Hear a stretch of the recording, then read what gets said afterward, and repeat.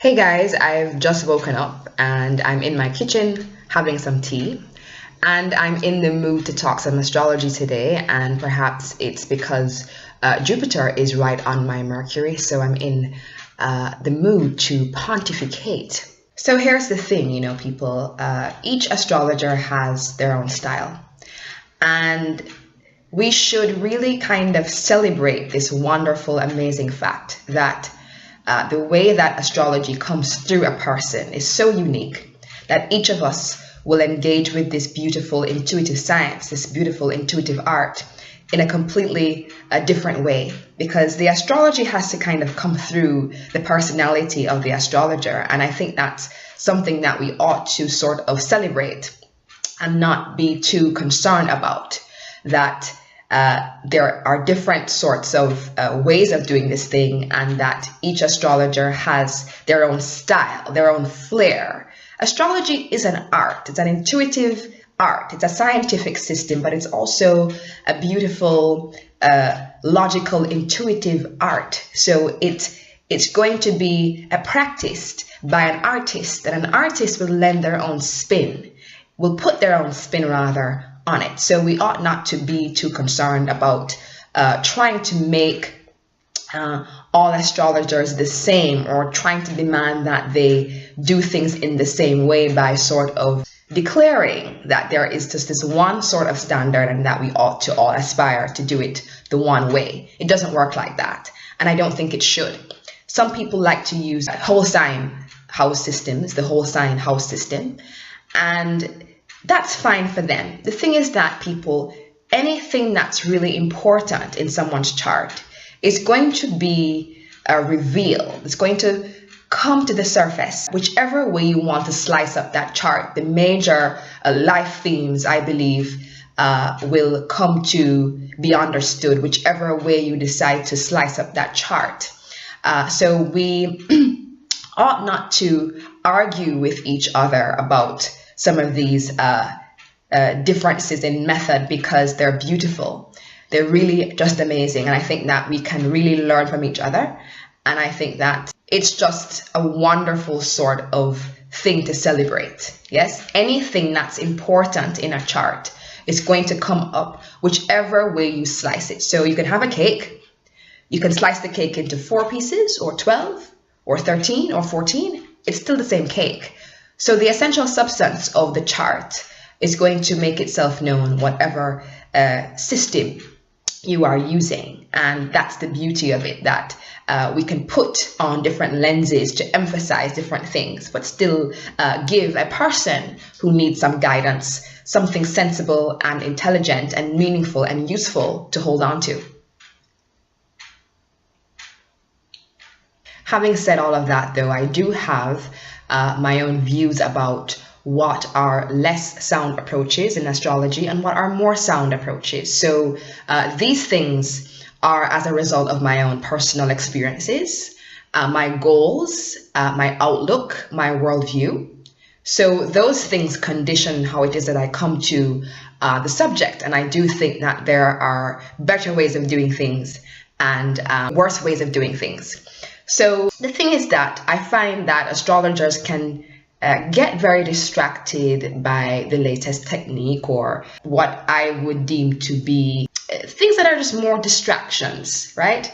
The thing is that we sometimes forget that astrology is a language of fundamentals. It's actually is quite a simple system.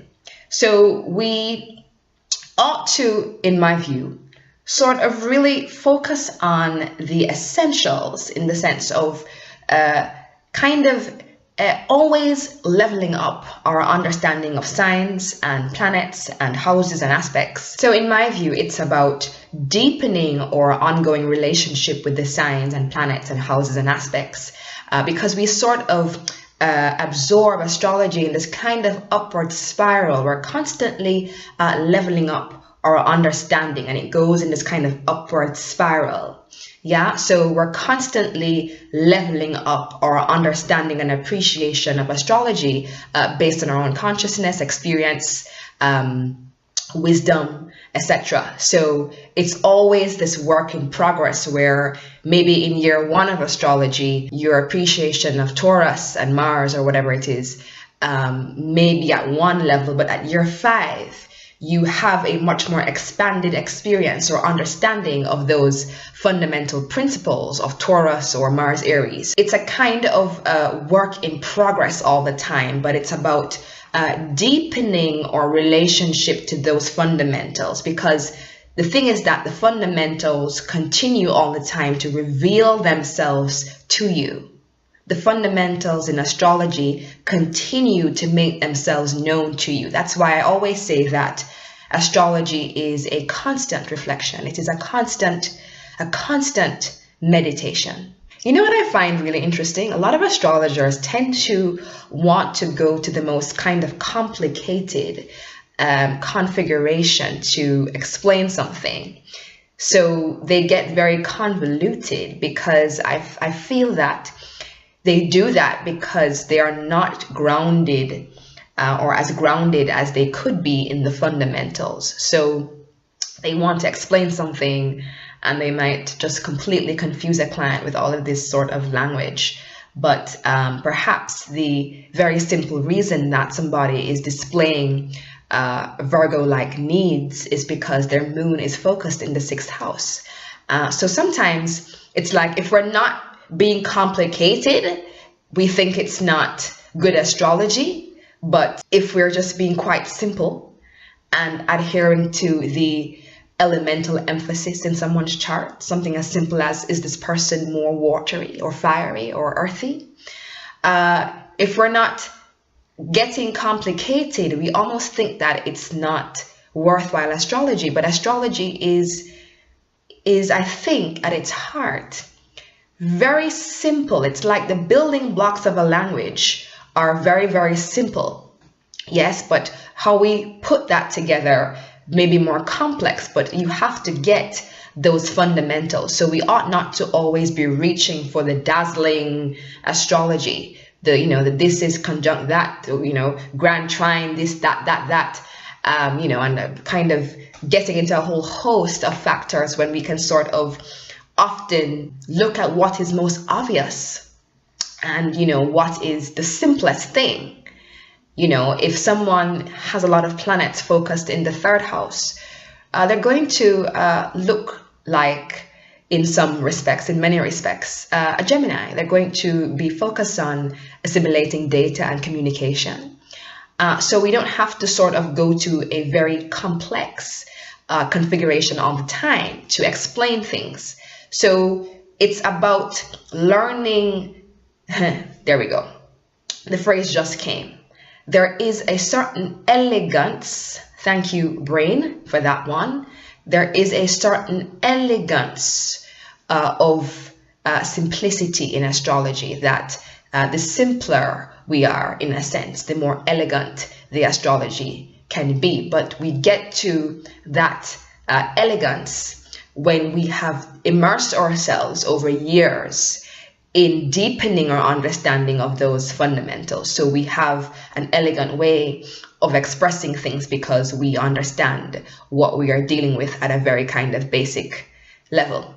So I'm always kind of quietly amused when people in these astrology forums kind of show off their knowledge in this very convoluted way. Kind of to say, well, I know more astrology than you. Look how complicated I can get. It's funny, but something as simple as being able to recognize patterns, something that's so obvious. If someone has on their midheaven a Moon-Pluto conjunction, and they also have Scorpio in the 4th house, we're looking at patterns there. We're seeing some kind of patterns coming about, and we are able to sort of recognize a simple signature. But the convoluted way of doing things prevents us from recognizing the most obvious and simple kinds of signatures. So that's always interesting to see that people get very eager to show off their knowledge by being more complex than they need to be. So moving on, in terms of becoming a better astrologer in terms of sharpening your language skills. One of my favorite things to do, just for fun, is looking at the chart of someone who has passed away, an important historical figure. It's wonderful to look at their chart because the movie of their life is complete, and we can kind of go back and really examine the themes of that person's life.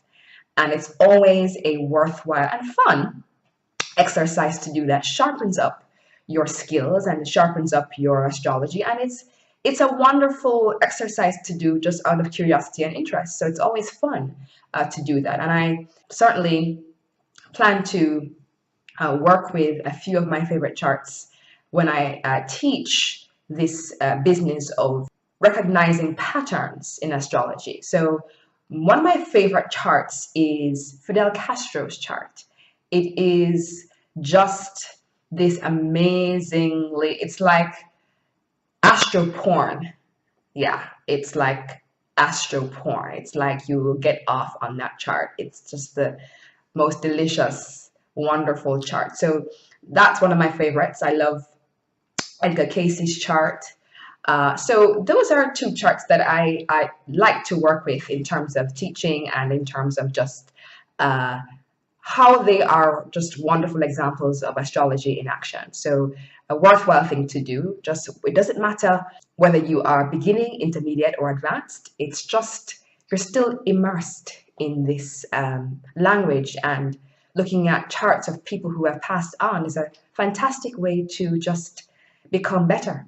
So a few last words. Always keep your astrological hat on. As someone who is very invested in what is happening on the planet, astrology is an invaluable tool for me to sort of see the patterns, the energy currents of where we are as a collective species. It's always wonderful to really assess global events through the collective astrology that is affecting us at the time. So as you go about your daily lives and as you take in the world, keep your hat on, keep your astrology hat on. All right, folks, that's it from me from my kitchen. If you're new, it's your first time, do consider subscribing for more astro chats like this one. Thanks so much for watching. Until next time, talk soon. Bye.